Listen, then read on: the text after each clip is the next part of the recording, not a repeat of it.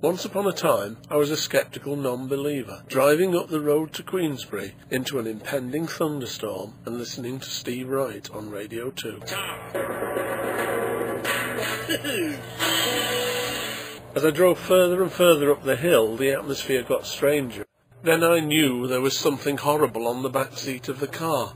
I was seriously afraid of it. I had to pull in and stop. I couldn't continue to drive. I was now seriously worried by what I thought had crept onto the back of the car. It was something fearful, it was something dreadful, it was something I really didn't want to look at. But I felt I had to force myself, so I slowly turned, filled with dread at what I expected to see. But the back seat was empty. Then something wonderful happened. My viewpoint changed. I was swept up above the earth, swept away. I could see the earth below me. I could see the stars. I could see the cosmos. Then I had the shock of hearing light. It was followed by a click on the radio.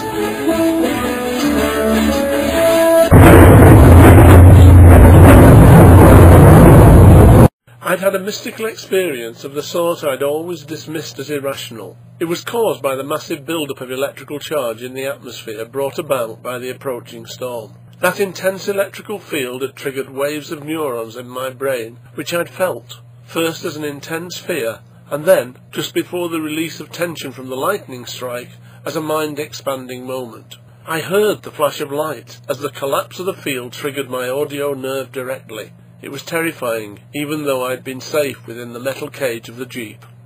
Fortunately, I knew this was an experience which Freemasonry understood and valued, so I analysed it, instead of being overwhelmed by it.